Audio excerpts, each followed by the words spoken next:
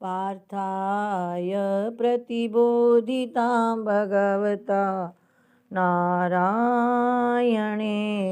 स्वयं व्यासेन ग्रथितां पुराणमुनिना मध्ये महाभारतम् अद्वैतामृतवर्षिणीं भगवती अष्टादशाध्यायिनी मम्ब त्वामनुसन्दधामि भगवद्गीते भवद्वेषिणी गीते भवद्वेषिणी। बोलो श्री कृष्ण भगवान की जय।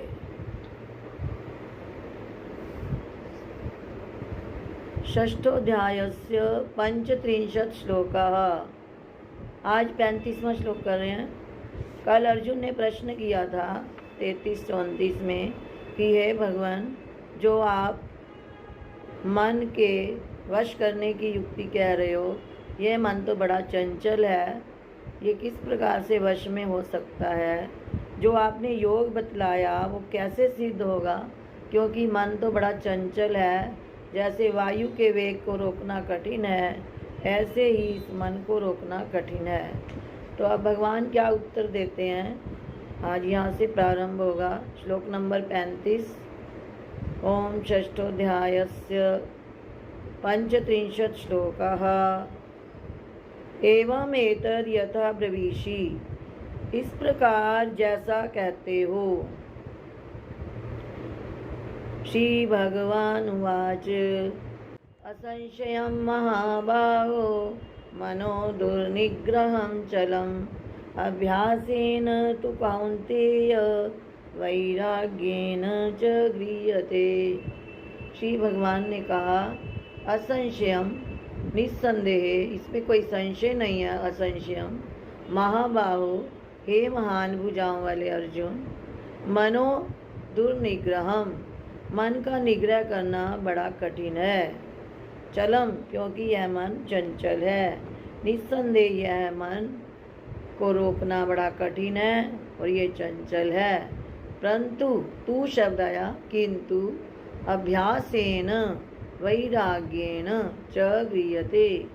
कौन्तेय, हे कुंती पुत्र अर्जुन, यह मन अभ्यास और वैराग्य के द्वारा वश में किया जा सकता है। इस श्लोक में भगवान ने अर्जुन के अंदर मनोबल उत्पन्न करने के लिए दो ऐसे संबोधन लगाए हैं कि अर्जुन का मनोबल पहले भी था पर और बढ़ जाए। उसको कहा कि तू शारीरिक रूप से भी इतना शक्तिशाली है तो मानसिक रूप से भी बन, तू कर सकता है ये काम। महाबाहो, जो जिसकी भुजाएं महान हो, जिसका भाई महान हो, जिसका मित्र महान हो, जिसके विचार महान हो। हे महाबाहो, निस्संदेह मन चंचल और कठिनता से वश में होने वाला है, पर जो महाबाहो होता है वो कौन सा कठिन काम नहीं कर सकता। फिर कहा कुंती पुत्र है तू। कुंती एक साधारण नारी नहीं है, बहुत महान नारी है, जो कि शम दम वैराग्य आदि गुणों से संपन्न है। तो उसका पुत्र है, वीरांगना भी है और मानसिक बल से युक्त है।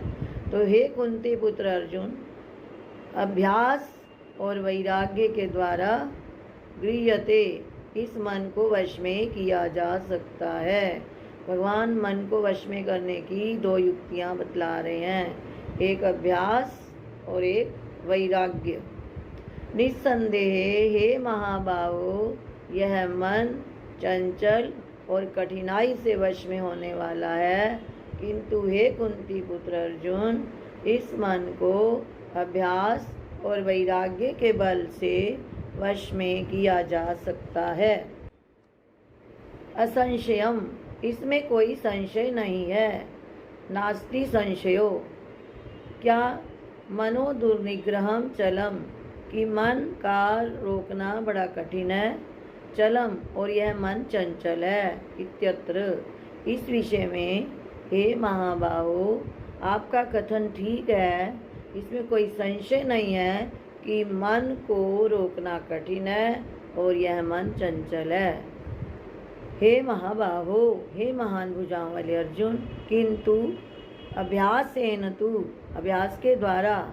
अब अभ्यास क्या होता है? अभ्यासो नाम चित्त भूमौ कस्यांचित समान प्रत्ययावृत्तिश्चित्तस्य, किसी चित्त भूमि में मनोवृत्ति को समान रूप से प्रवाहित करना अभ्यास कहलाता है।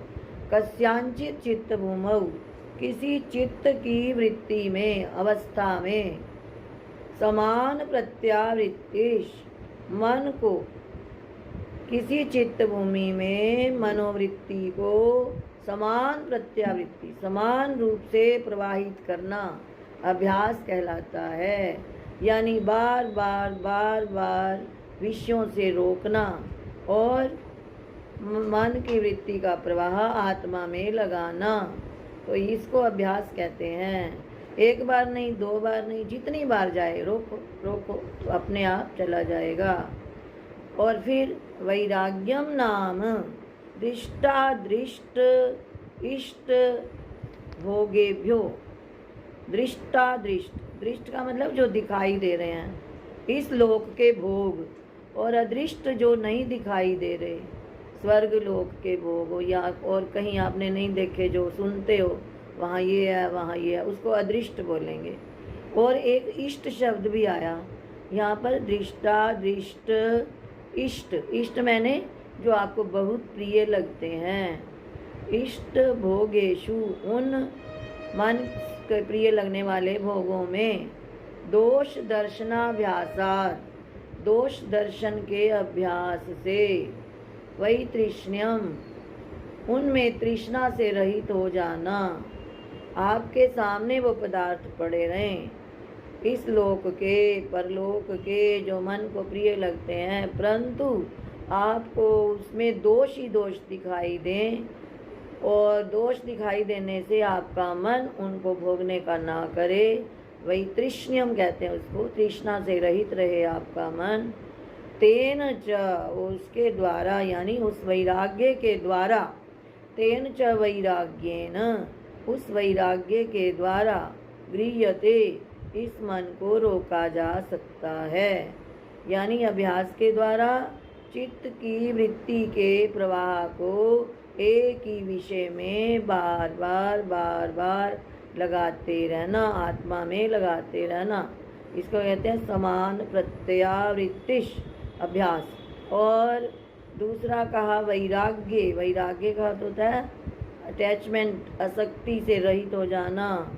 तो आसक्ति से रहित कब होगा? जब उस विषय में दोष देखेगा।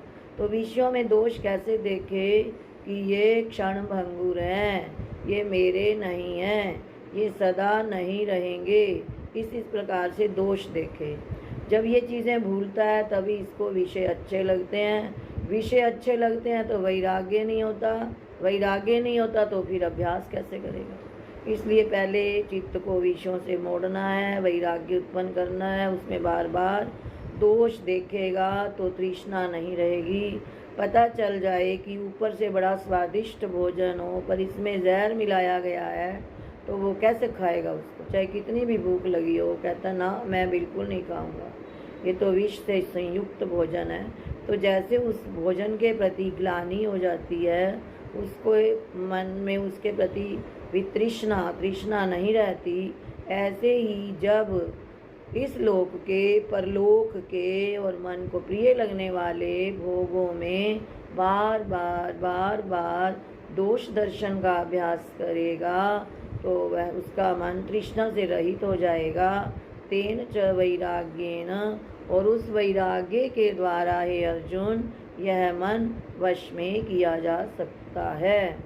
विक्षेप रूपा प्रचारः, कहते हैं ये जो विक्षेप रूप, जो ये विक्षेप यानी जो मन में चंचलता सी उत्पन्न होती है, चित्त के विक्षेप रूप प्रचार को, यानी जो चित्त में जो चंचलता का अभ्यास है, प्रचार का अर्थ भी यहाँ यही ले लो, अभ्यास, चित्त के चंचलता रूप अभ्यास को इस प्रकार वैराग्य के द्वारा दोबारा यहाँ पर ले लो, उस वैराग्य के द्वारा तन मनो गृह्यते, उसके द्वारा इस मन को गृह्यते, निगृह्यते, निरुध्यते, गृह्यते के दो अर्थ किए, निगृह्यते, निरुध्यते, रोका जा सकता है।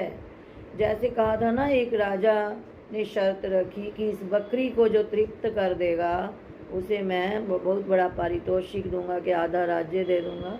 तो बहुत लोग आए, उस बकरी को बड़ा कुछ खिला के लाए, फिर वो बकरी जैसे ही आगे देखे चारा तो खाने लग जाए, फिर खाने लग, सारे फेल हो गए। तो एक संत आए, उन्होंने कहा लाओ मैं इसको 1 दिन का समय दे दो, मैं इसको तृप्त करके लाऊंगा, ये तृप्त मानी जाएगी। तो उन्होंने उसके आगे पहले उसको खूब खिला दिया, फिर दोबारा उसके आगे जैसे ही उसके आगे चारा रखें और उसके कपाल पर, गाल पर जोर से डंडा लगाएं और बोलें खा खा। जैसे ही खा शब्द कहें और डंडा लगा दें। तो 1-2 बार तो बकरी ने डंडा सहन कर लिया, पर जब दोबारा तीसरी बार हुआ तो जैसे ही वो खा शब्द कहें और वो मुंह फेर लें। तो यानी जैसे बकरी को उस चारे में दोष दर्शन होने लगा कि यदि मैं खाऊंगी तो मेरे मुंह पर डंडा लगेगा, उसी प्रकार जब हम विषयों के तरफ बार बार ये सोचें कि ये सदा रहने वाले नहीं हैं, ये स्थिर रहने वाले नहीं हैं, ये मेरे नहीं हैं, तो उस समय अपने आप ही मन वहाँ से हट जाएगा। तो ये होता है दोष दर्शन। जैसे किसी को कोई बीमारी है, डॉक्टर ने मना किया ये चीज़ नहीं खानी, तो हम शरीर की रक्षा के लिए भी चाहे कोई कितना घर में खाता रहे, हमने सोचते नहीं हमने मीठी चीज़ नहीं खानी, क्योंकि उसके प्रति हमारा दोष दर्शन हो जाता है कि हम खाएंगे तो हमारी बीमारी बढ़ेगी, मृत्यु आ जाएगी। तो जैसे एक शरीर की रक्षा के लिए भी हम वस्तुओं से परहेज कर लेते हैं, इसी प्रकार यदि मन को ठीक करने के लिए हम हर समय ये बात याद रखें कि ये जो विषय हैं ये सदा रहने वाले नहीं हैं, ये मेरे नहीं हैं, तो अपने आप ही मन वहाँ से हट जाएगा। जब हम ये बात भूल जाते हैं तो फिर उनकी प्राप्ति के लिए प्रयत्न करते हैं, वो हमें प्रिय लगने लग जाते हैं, तो फिर आगे नहीं होता। परंतु जब इससे विपरीत हम बार बार उनमें दोष दर्शन करेंगे तो वैराग्य हो जाएगा और मन अपने आप वहाँ से हट जाएगा, 36 हो जाएगा और परमात्मा की ओर 63 हो जाएगा। तो 36 होना पड़ेगा पहले विषयों की ओर से। जैसे 3 और 6 की आपस में पीठ है, ऐसे ही जग से रहो 36 है, प्रभु में रहो 6-3, तुलसी मतो प्रवीण। तो जब इधर से 36 हो जाएगा तो उधर अपने आप ही फिर अभ्यास की बहुलता से परमात्मा के सम्मुख हो जाएगा और इसको हर समय ध्यान रहेगा कि मैं कौन हूँ। तो इस प्रकार बतला रहे हैं भगवान की अभ्यास और वैराग्य के द्वारा इस मन को वश में किया जा सकता है।